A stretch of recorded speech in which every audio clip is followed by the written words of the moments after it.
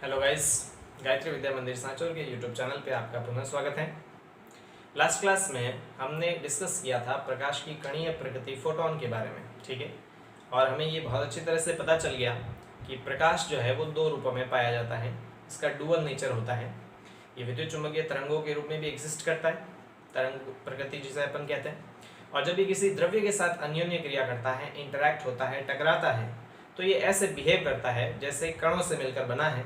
और प्रत्येक छोटे कण को फोटोन या क्वांटा कहते हैं।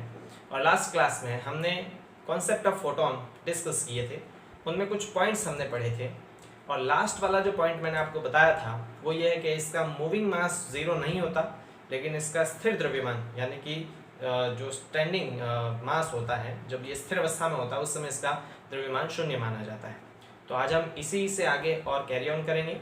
और one of the most important topic of this chapter प्रकाश विद्युत समीकरण के बारे में पढ़ेंगे। तो चलिए शुरू करते हैं। देखिए, हमने बात करी थी कि फोटोन का जो स्थिर द्रव्यमान होता है वो जीरो होता है, ठीक है। तो इसकी मूविंग मास की आज अपन डिस्कस करते हैं। तो हम बात करते हैं मूविंग मास ऑफ फोटोन।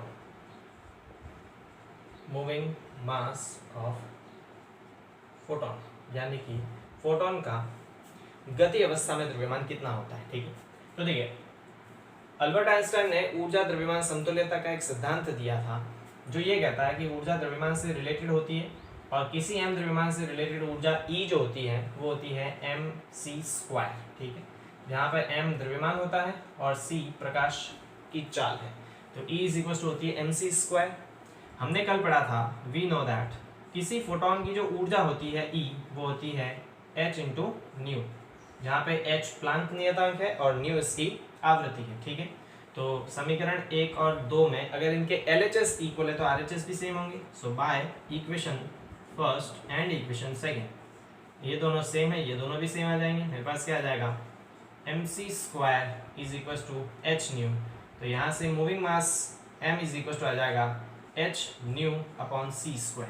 यानी किसी भी फोटोन का जो मूविंग मास होता है वो होता है h न्यू अपॉन c²।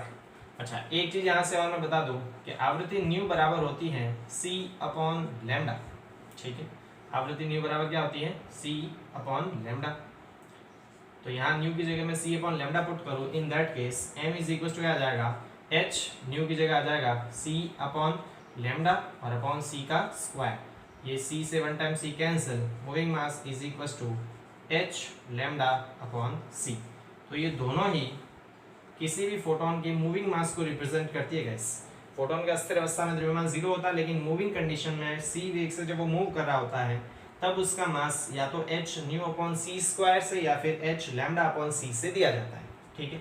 इसके साथ ही हमने बात करी थी इसका मोमेंटम यानी कि संवेग क्या होता है, ठीक है।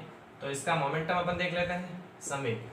तो हम क्या जानते हैं कि किसी भी कण का जो संवेग p होता है वो होता है द्रव्यमान इंटू वेग। तो इसका द्रव्यमान तो m और ये किस वेग से मूव करता है c। तो यहाँ से आ जाएगा p is equal to m into C. p is equal to, यहाँ देखिए मूविंग मास इसका क्या होता है, मूविंग मास होता है h न्यू अपॉन c²। तो यहाँ m की वैल्यू उधर पुट कर देते हैं तो ये आ जाएगा h न्यू अपॉन c² और इंटू में c, ये c से वन टाइम c कैंसिल हो जाएगा तो p बराबर h न्यू अपॉन c। ये इसका संवेग आ जाएगा जो मैंने आपको कल बताया था, ठीक है। तो ये हमने किसके बारे में बात कर ली, ये हमने बात करी मूविंग मास ऑफ फोटोन और उसके मोमेंटम यानी संवेग के बारे में डिस्कस कर लिया। ये आपको शायद नोट्स में नहीं मिले तो आप इसका यहीं से स्क्रीनशॉट लेके अपने फेयर काम में कर लीजिएगा, ठीक है। चलिए इसको अपन रफ कर देते हैं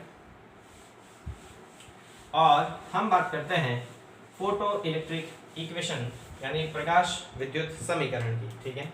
तो हम बात करते हैं फोटो इलेक्ट्रिक इक्वेशन की। फोटो इलेक्ट्रिक इक्वेशन प्रकाश विद्युत समीकरण पूरे चैप्टर का सबसे इंपॉर्टेंट टॉपिक यही है गाइस। अक्सर इस पे न्यूमेरिकल क्वेश्चन भी आते हैं, थ्योरेटिकल क्वेश्चंस भी काफ़ी पूछे जाते हैं, ठीक है। तो इसको हम थोड़ा अच्छे से समझ लेते हैं।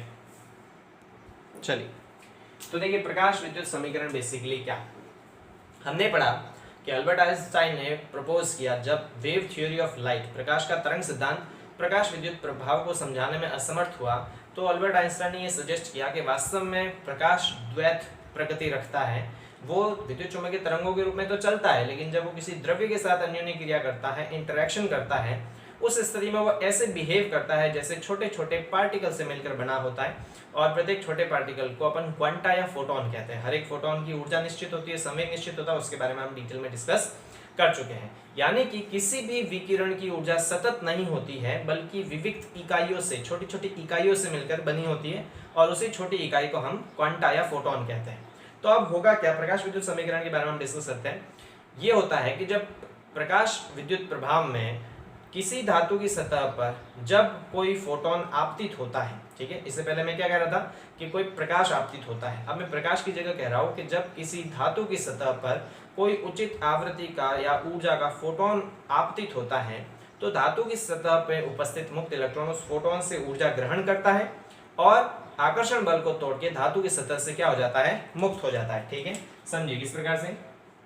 मान लेते हैं हमारे पास धातु की ये कोई सतह है जिसके अंदर मुक्त इलेक्ट्रॉन उपस्थित है, ठीक है, और इसके ऊपर फोटोन आपतित हो रहे हैं। तो मैं फोटोन को इस प्रकार से बनाता हूँ, बंडल के रूप में बनाता हूँ, पैकेट के रूप में बनाता हूँ, ठीक है। ये मान लेते हैं कि कोई फोटोन है, सिंगल फोटोन। ये फोटोन इसकी सतह पर जब आपतित होगा तो इस एक फोटोन की ऊर्जा को एक ही इलेक्ट्रॉन ग्रहण करेगा और इलेक्ट्रॉन उस ऊर्जा को ग्रहण करके धातु की सतह से क्या हो जाएगा, मुक्त हो जाएगा। इस घटना को हमने कहा प्रकाश विद्युत प्रभाव। ठीक है, अब यहाँ पे होता क्या है कि फोटोन ने जितनी ऊर्जा इलेक्ट्रॉन को दी वो ऊर्जा दो कामों में यूज होती है। कौन कौन से काम में? कि फोटोन द्वारा दी गई कुल ऊर्जा जो है वो दो कामों में यूज होती है। पहला काम, इलेक्ट्रॉन आकर्षण बल को तोड़ेगा, तो पहली ऊर्जा तो उसमें व्यर्थ हो जाएगी, और बची कुची ऊर्जा जो है वो उस इलेक्ट्रॉन की गतिज ऊर्जा में बदल जाएगी, जिसके कारण जैसे ही सतह से इलेक्ट्रॉन बाहर आएगा वो मूव करेगा। ठीक है, इसका मतलब कि फोटोन की जो ऊर्जा है, इस फोटोन की ऊर्जा को अपन किस प्रकार से लिखते हैं, ई से लिखते हैं, जो होती है h न्यू के बराबर, पढ़ चुके हम। तो यहाँ पर इस फोटोन की जो ऊर्जा है, फोटोन की जो ऊर्जा है, फोटोन की ऊर्जा वो दो रूपों में यूज होती है। पहला, इलेक्ट्रॉन को धातु की सतह से मुक्त करने के लिए, तो धातु की सतह से मुक्त करने के लिए कितनी ऊर्जा दी जाती है, कार्यफलन के बराबर। तो वो पहली ऊर्जा जो है वो तो कार्यफलन के रूप में यूज हो जाएगी, और बची कुची ऊर्जा जो है वो इलेक्ट्रॉन की गतिज ऊर्जा में बदल जाएगी। तो दूसरा भाग जो ऊर्जा का होगा वो क्या आ जाएगा, गतिज ऊर्जा में बदल जाएगा। समझिए मेरी बात। यानी कि फोटोन की कुल ऊर्जा का कुछ भाग तो कार्यफलन में बदलेगा, जो कि इलेक्ट्रॉन को धातु की सतह से मुक्त करने में यूज होगी, और बची हुई ऊर्जा उसी इलेक्ट्रॉन की गतिज ऊर्जा में बदल जाएगी, जिससे वो इलेक्ट्रॉन मूव करेगा। यानी कि टोटल एनर्जी ई जो है वो किसके बराबर आएगी, कार्यफलन फाई नॉट से अपन रिप्रेजेंट करते हैं, और प्लस गतिज ऊर्जा को अपन किससे रिप्रेजेंट करते हैं, के मैक्स से मैं लिख लेता हूँ। ठीक है, तो यहाँ पर E इज इक्वल टू आ जाएगा फाई नॉट प्लस के मैक्स। ठीक, अब फोटोन की जो ऊर्जा होती है वो हमें पता है कितनी होती है, वो होती है E is equal to H nu बराबर, यह आ जाएगा फाई नॉट प्लस के मैक्सिमम। इस इक्वेशन को ही हम प्रकाश विद्युत समीकरण यानी फोटो इलेक्ट्रिक इक्वेशन कहते हैं। अब इसके हम कुछ और स्वरूप भी देखेंगे, तो मैं इसको इक्वेशन नंबर 1 दे देता हूँ। ठीक है, अब इसमें कुछ कंडीशन अपन पुट करते हैं। मान लेते हैं that velocity v maximum is equal to 0। मान लेते हैं कि फोटोन जब धातु की सतह पर आपतित हुआ, उसके कारण जो इलेक्ट्रॉन उत्सर्जित हुआ उसका वेग 0 है। वेग 0 मतलब उसकी गतिज ऊर्जा 0 होगी, उसमें किसी प्रकार की गतिज ऊर्जा नहीं होगी। अब गतिज ऊर्जा नहीं होगी, इसका मतलब क्या कि जो फोटोन ने ऊर्जा इलेक्ट्रॉन को दी है वो पूरी की पूरी ऊर्जा केवल और केवल इलेक्ट्रॉन को धातु की सतह से मुक्त करने में यूज हो गई है। मतलब दी गई कुल ऊर्जा केवल कार्यफलन के बराबर होगी। यानी इस स्थिति में दी गई कुल ऊर्जा h न्यू का मान केवल किसके बराबर आएगा, कार्यफलन के बराबर। क्लियर। और हमने पढ़ा है कि जब भी दी गई ऊर्जा अगर केवल कार्यफलन के बराबर हुई, इसका मतलब क्या है कि केवल इलेक्ट्रॉन उत्सर्जित होगा। और इलेक्ट्रॉन कब उत्सर्जित होगा, जब आवृत्ति का मान दहली आवृत्ति न्यू नॉट के क्या आएगा, बराबर। तो इस स्थिति में आवृत्ति जो है न्यू को मैं क्या लिखूंगा, न्यू नॉट लिखूंगा, तो ये आ जाएगा h न्यू की जगह हम क्या पुट करेंगे, न्यू नॉट। तो इसका मतलब कार्यफलन जो होता है फाई नॉट, उसको हम क्या लिख सकते हैं, उसको लिख सकते हैं h न्यू नॉट के बराबर। तो इसी की वैल्यू को हम वापस इक्वेशन फर्स्ट में पुट करें तो मेरे पास क्या आ जाएगा, मेरे पास आ जाएगा h nu is equal to phi nought की जगह क्या पुट किया जा सकता है, h न्यू नॉट और प्लस काइनेटिक एनर्जी के मैक्सिमम। ठीक है, इससे भी हम प्रकाश विद्युत समीकरण ही कहते हैं, ये इसका दूसरा रूप है। ठीक है, यहाँ से अगर मैं काइनेटिक एनर्जी की वैल्यू अगर निकालूं तो काइनेटिक एनर्जी के मैक्सिमम इज इक्वल टू क्या आ जाएगा, ये इसके प्लस में है, इधर आएगा तो माइनस आ जाएगा, ये आ जाएगा H nu minus H nu not. Clear, दोनों में एच कॉमन दिख रहा है तो मैं यहाँ पे लिख देता हूँ काइनेटिक एनर्जी के maximum is equal to H common, ये आ जाएगा न्यू माइनस न्यू नॉट। ठीक है, और काइनेटिक एनर्जी को हम किस प्रकार से लिखते हैं, काइनेटिक एनर्जी को लिखते हैं half of M V square. तो half of M V square बराबर H nu minus nu naught. ये भी हमारे पास प्रकाश विद्युत समीकरण का ही एक रूप है, तो ये भी प्रकाश विद्युत समीकरण आ जाएगा। ठीक है, इसके अलावा हमने बात करी थी कि निरोधी विभव और इस गतिज ऊर्जा में क्या संबंध होता है। तो मैंने आपको बताया था कि निरोधी विभव हमें कितना विभव लगाना है, हमें उतना विभव लगाना है ताकि सबसे अधिक गतिज ऊर्जा वाला इलेक्ट्रॉन भी संग्राही प्लेट तक नहीं पहुंच सके। तो मैंने आपको एक रिलेशन बताया था, रिलेशन क्या बताया था कि ई वी नॉट बराबर होता है half of M V max square, बताया था। ये रिलेशन मैंने आपको बताया था कि गतिज ऊर्जा जो होती है half of M V max square वो ई वी नॉट के बराबर होता है, जहां वी नॉट क्या होता है, जहां वी नॉट होता है निरोधी विभव।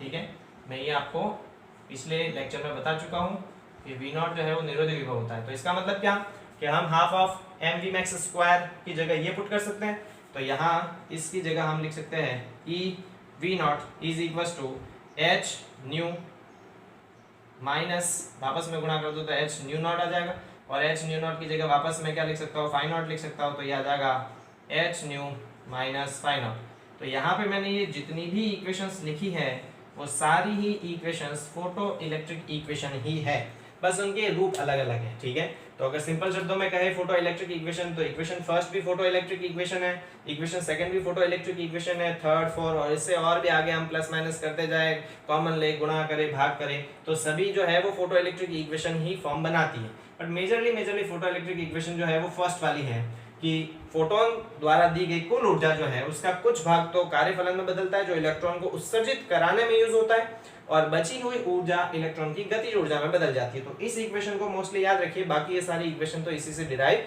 की जा सकती है। तो इसे हम कहते हैं फोटो इलेक्ट्रिक इक्वेशन, प्रकाश विद्युत समीकरण। अब हम ये समझते हैं कि ये प्रकाश विद्युत समीकरण जो है वो किस प्रकार से प्रकाश विद्युत प्रभाव को एक्सप्लेन करने में समर्थ है। ठीक है, तो आराम से इस इक्वेशंस को वापस एक बार आराम से देख लीजिए, स्क्रीनशॉट लेके, और थोड़ा टाइम लेके इनको एक बार समझ लीजिए। फिर हम बात कर लेते हैं कि प्रकाश विद्युत समीकरण प्रकाश विद्युत प्रभाव को किस प्रकार से एक्सप्लेन करने में सक्षम है। ठीक है, चलिए तो इसको हम क्या कर देते हैं, रफ कर देते हैं गाइस, मैं इस पूरे को रफ कर देता हूँ। चलिए हम समझते हैं कि प्रकाश विद्युत प्रभाव को ये फोटो इलेक्ट्रिक इक्वेशन किस प्रकार से समझाती है। चलिए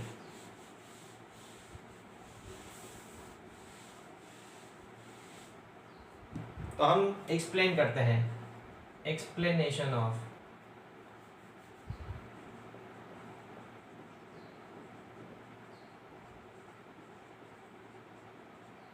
फोटो इलेक्ट्रिक इफेक्ट, प्रकाश विद्युत प्रभाव के एक्सप्लेनेशन को समझते हैं।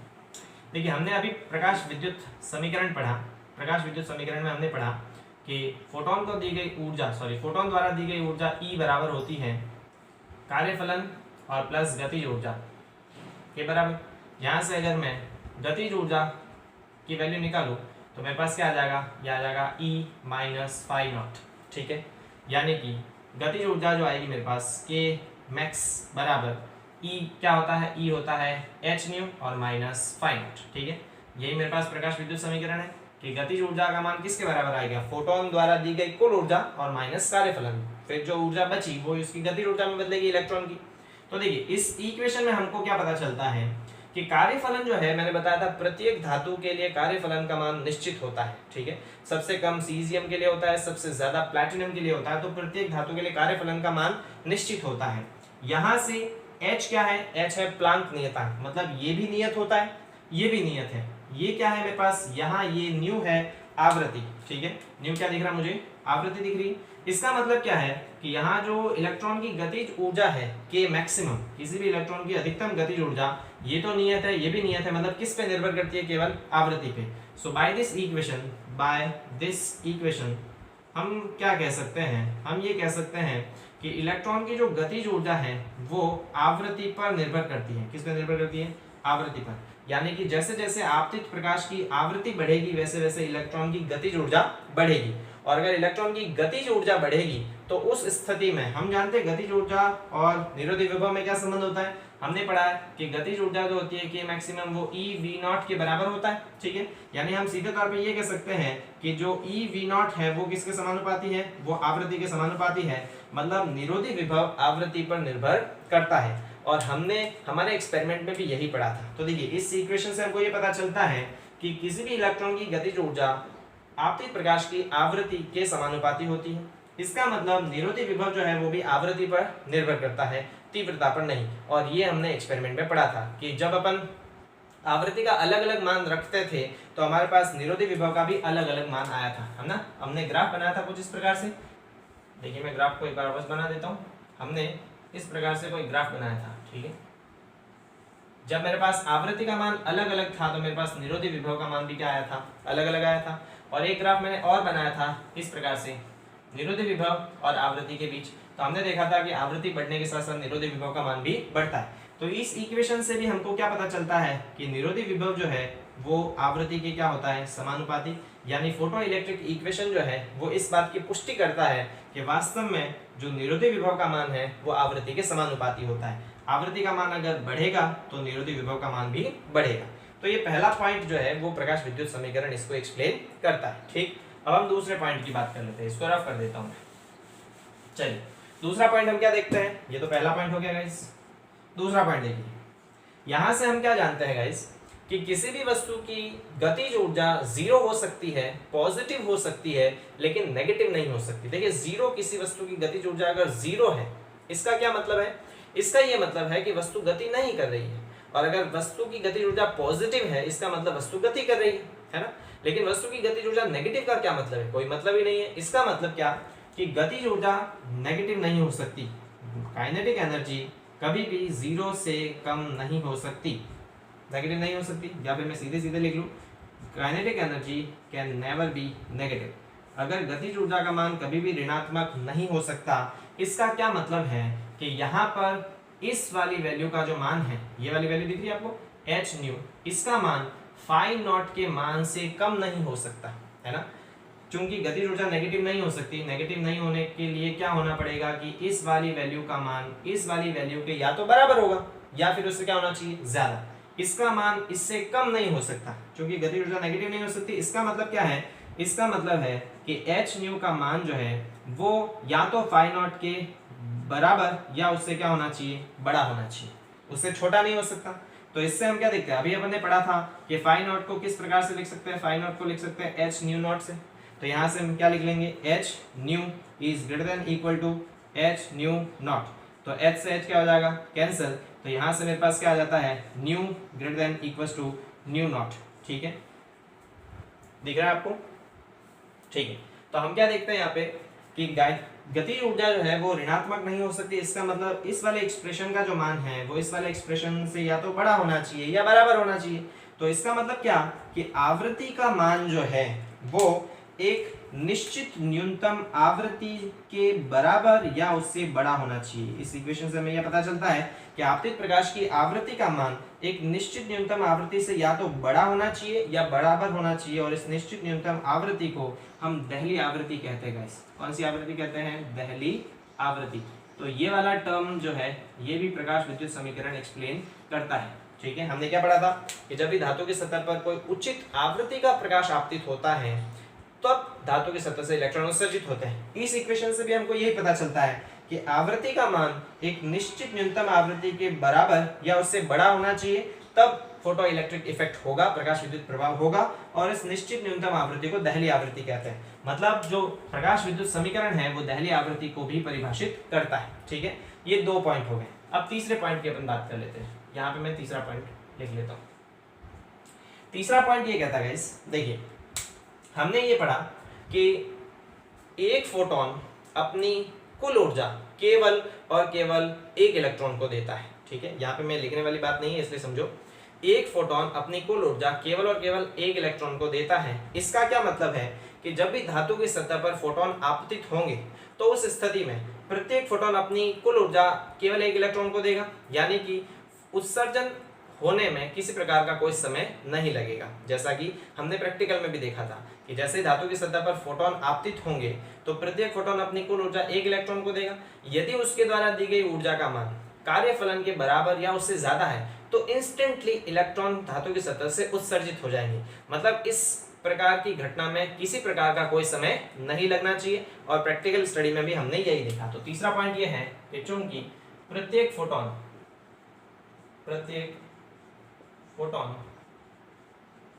अपनी कुल ऊर्जा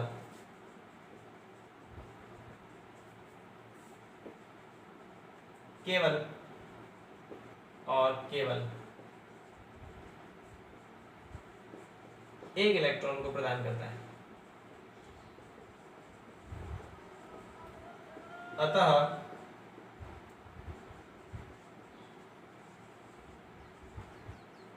फोटो इलेक्ट्रिक इफेक्ट एक तात्क्षणिक घटना होगी। देखिए क्या लिखा मैंने कि एक फोटोन अपनी टोटल एनर्जी केवल एक इलेक्ट्रॉन को देता है, यानी कि फोटो इलेक्ट्रिक इफेक्ट प्रकाश विद्युत प्रभाव में इलेक्ट्रॉन का उत्सर्जन तात्क्षणिक होगा, क्योंकि जैसे ही फोटोन अपनी कुल ऊर्जा एक इलेक्ट्रॉन को देगा, अगर उसकी ऊर्जा कार्यफलन की ऊर्जा से ज्यादा हुई या बराबर हुई तो वो इलेक्ट्रॉन तात्क्षणिक उत्सर्जित होगा। इसमें किसी प्रकार का कोई समय नहीं लगेगा। ठीक है, तो ये तीसरा पॉइंट भी इसमें एक्सप्लेन होता है। चौथा पॉइंट हम पढ़ते हैं, हालांकि चौथा पॉइंट मैं आपको बता चुका हूँ। देखिए चौथा पॉइंट क्या कहता है कि हमने तीव्रता को किस प्रकार से परिभाषित किया था। तीव्रता को मैंने परिभाषित किया था इकाई क्षेत्रफल पर इकाई समय में आपतित विकिरणों की संख्या। लेकिन हमने ये बात करी कि जब ये मेटल के साथ या सब्सटेंस के साथ प्रकाश इंटरेक्ट करता है, अन्योन्य क्रिया करता है, तो ये बिहेव करता है पार्टिकल की तरह, है ना। तो अब हम तीव्रता को किस प्रकार से परिभाषित करेंगे। तीव्रता को परिभाषित करेंगे इकाई क्षेत्रफल पर इकाई समय में आपतित फोटोनों की संख्या। तो समझिए, जैसे जैसे तीव्रता बढ़ेगी, तो यहाँ पे हम तीव्रता को किस प्रकार से परिभाषित करते हैं। तीव्रता को मैंने परिभाषित किया था इकाई क्षेत्रफल पर इकाई समय में फोटोनों की संख्या। ठीक है, तो मैं लिख देता हूँ इकाई क्षेत्रफल पर इकाई समय में आपतित फोटॉन्स की संख्या। ठीक है, उसे हम तीव्रता कहते हैं। तो समझिए, जैसे जैसे इंटेंसिटी बढ़ेगी, तीव्रता बढ़ेगी, वैसे वैसे क्या होगा, वैसे वैसे फोटॉन्स की जो संख्या है, फोटॉन्स की संख्या वो भी बढ़ेगी। और अगर फोटॉन्स की संख्या बढ़ेगी तो ज्यादा मात्रा में जब फोटॉन धातु की सतह पर आपतित होंगे तो उत्सर्जित होने वाले इलेक्ट्रॉन्स की संख्या भी क्या होगी, बढ़ेगी, यानी इलेक्ट्रॉन्स की संख्या बढ़ेगी। और अगर इलेक्ट्रॉन की संख्या बढ़ेगी तो जो प्रकाश धारा थी मेरे पास Ip, उसका मान भी क्या होगा, बढ़ेगा। यानी कि तीव्रता प्रकाश धारा की क्या होती है, समानुपाती होती है। और ये हमने प्रैक्टिकल में देखा भी था कि तीव्रता जो है वो प्रकाश धारा जो है वो तीव्रता के क्या होती है, समानुपाती होती है। ठीक है, मेरी बात समझ गए आप कि हमने क्या बताया, तीव्रता होती है इकाई क्षेत्रफल पर इकाई समय में आपतित फोटोनों की संख्या।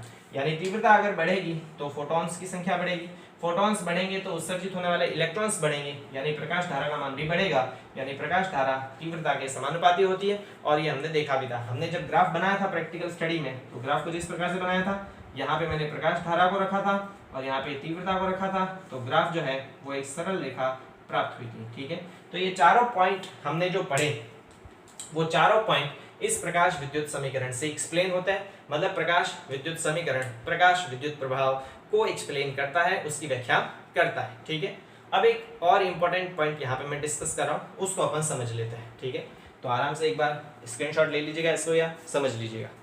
चलिए अब अपन आगे डिस्कस करते हैं। इसको रफ कर देता हूँ इसमें।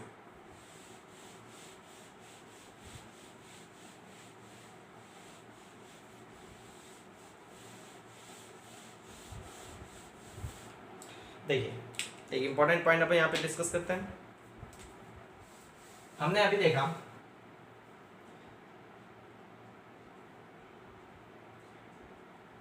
प्रकाश विद्युत समीकरण कहता है कि कुल ऊर्जा E बराबर कार्यफलन और प्लस गतिज ऊर्जा के बराबर। तो यहाँ से हम गतिज ऊर्जा की वैल्यू निकालें K मैक्सिमम, तो आ जाएगा E माइनस फाई नॉट। ठीक है, यहाँ से हम वैल्यू निकालें K मैक्सिमम जो है, हमने पढ़ा था कि K मैक्सिमम जो होता है वो क्या होता है, वो होता है E V नॉट के बराबर, जहाँ V नॉट क्या होता है, निरोधी विभव। ये मैं आपको बता चुका हूँ पुराने लेक्चर्स में, तो आई होप आपको याद होगा। ठीक है, देखिए अपन रेगुलर पढ़ रहे होंगे तो याद होगा, रेगुलर नहीं पढ़ रहे हैं तो बिल्कुल याद नहीं होगा। सो मेक श्योर कि जिस दिन मैं जितना पढ़ाता हूँ साथ साथ में पढ़ते रहे, पीछे छूट गया तो फिर वो छूटता ही रहेगा, है ना। और फिर बहुत सारा एक साथ जब पढ़ने जाओगे तो कुछ समझ में नहीं आएगा, है ना। फिजिक्स है गाइस, कोई ऐसा हिंदी तो है नहीं जो आपको पूरी तरह से कम्प्लीटली समझ में आ जाएगा। कड़ी से कड़ी जुड़ी हुई है, पहला लेक्चर समझ में आएगा तो ही दूसरा आएगा, दूसरा आएगा तो तीसरा आएगा। इसलिए आशा करता हूँ कि आप साथ साथ में पढ़ रहे होंगे, नहीं पढ़ रहे तो आप अपने साथ ही बहुत नाइंसाफ़ी कर रहे हैं। हम तो यही आशा करेंगे कि भाई आप साथ साथ में पढ़ रहे होंगे, ठीक है। चलिए, तो के मैक्सिमम जो होता है वो ई वी नॉट के इक्वल होता है। तो यहाँ से हम के मैक्सिमम की जगह लिख लेंगे ई वी नॉट, और यहाँ ई इज इक्वल टू क्या था, ई बराबर होता है एच न्यू, और माइनस फाई नॉट की जगह अपन फाई नॉट ही लिख लेते हैं, ठीक है, कार्यफलन का मान है। तो यहाँ से हम क्या निकालते हैं, ये ई इसके गुणा में है, तो अगर यहाँ से हटेगा तो इसमें भाग में जाएगा, यानी कि वी नॉट बराबर आ जाएगा H nu minus phi nought और अपॉन ई। अलग अलग कर दे तो आ जाएगा वी नॉट बराबर H upon E into nu, ठीक है। ये v है और ये न्यू है, दोनों में फ़र्क है, ठीक है, ये न्यू है, और माइनस फाई नॉट अपॉन ई। तो ये मेरे पास एक इक्वेशन आ जाती है, important equation, very important equation. Start कर देते इसको। ये इक्वेशन क्या बताती है, देखिए इक्वेशन है किस किस के बीच में है, निरोधी विभव v नॉट और आवृत्ति न्यू के बीच में है, क्योंकि h कांस्टेंट है, प्लांक नियतांक। E क्या होता है, इलेक्ट्रॉन पर आवेश नियत होता है, ये पूरा कांस्टेंट है। फाई नॉट क्या है, कार्यफलन, धातु के लिए ये भी नियत होता है, और E क्या है, इलेक्ट्रॉन पर आवेश, ये भी नियत है। मतलब ये कांस्टेंट है, ये भी कांस्टेंट है, मतलब ये किस किस के बीच में ग्राफ है, ये सॉरी इक्वेशन किस किस के बीच में, निरोधी विभव v नॉट और आवृत्ति न्यू के बीच में। तो इस इक्वेशन को मैं कंपेयर करूँ y बराबर mx प्लस c से, जो कि एक सरल रेखा की इक्वेशन है, तो कंपैरिजन में हमें y किसके बराबर दिखता है, v नॉट के बराबर, m किसके बराबर दिखता है, h अपॉन ई के बराबर, x किसके बराबर, न्यू के बराबर, और c की जगह क्या आता है, माइनस फाई नॉट अपॉन ई। ये एक सरल रेखा की इक्वेशन है। इसका मतलब जब अपन y और x में ग्राफ बनाते हैं तो यहाँ एक सरल रेखा आती है, जहाँ m इसका क्या होता है, ढाल होता है, m क्या होता है इसका, ढाल, ठीक है। तो यहाँ पर भी अगर हम v नॉट किसके बीच में बनाए ग्राफ, v नॉट और न्यू के बीच में ग्राफ बनाए, तो इसका जो ढाल आएगा वो ढाल क्या आना चाहिए, इसका ढाल आना चाहिए h अपॉन ई के बराबर। h कांस्टेंट है, e कांस्टेंट है, मतलब ये ढाल भी हमेशा क्या आना चाहिए, कांस्टेंट आना चाहिए, ठीक है। तो हम इनके बीच में अगर ग्राफ बनाए तो ग्राफ किस तरह से प्राप्त होगा, देख लीजिए। इसके बीच में ग्राफ बनाए तो ग्राफ कुछ इस प्रकार से प्राप्त होगा। यहाँ पे मैं ले लेता हूँ निरोधी विभव और यहाँ पे मैं ले लेता हूँ आवृत्ति।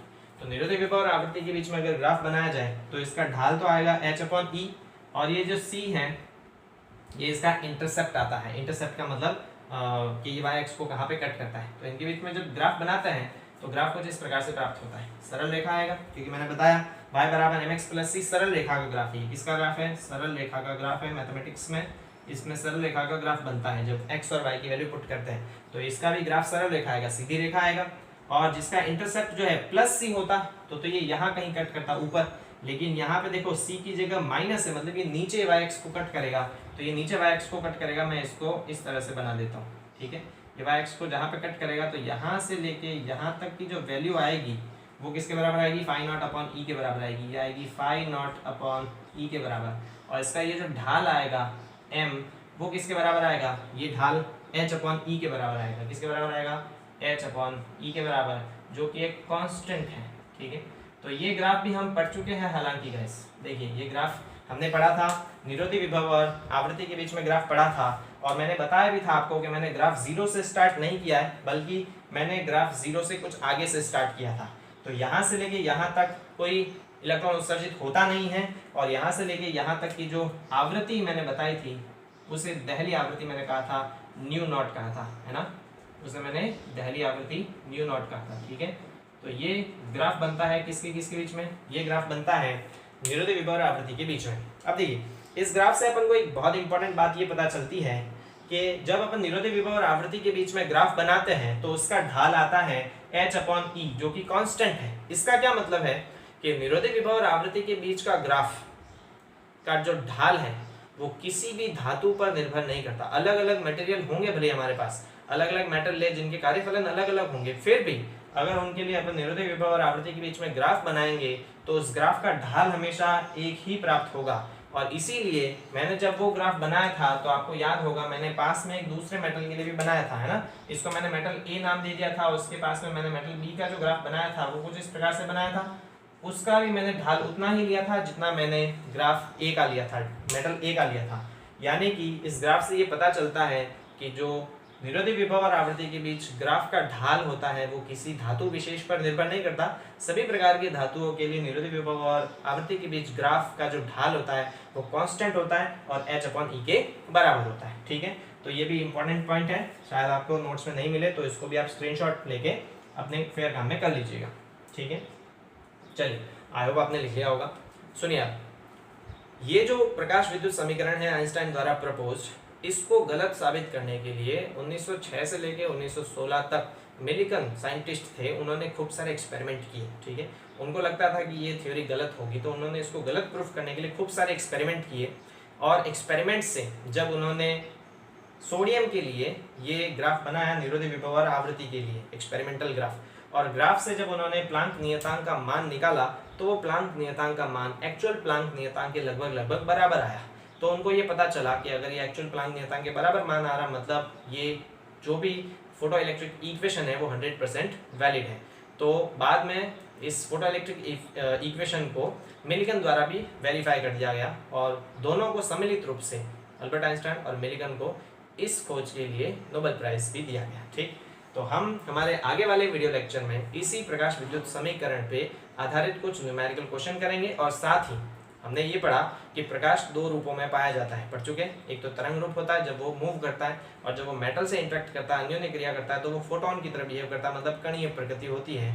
तो सिमिलरली हम आगे पदार्थ की भी द्वैत प्रकृति के बारे में डिस्कस करेंगे। तो मिलते हैं हम हमारे अगले वीडियो में। Thank you so much guys.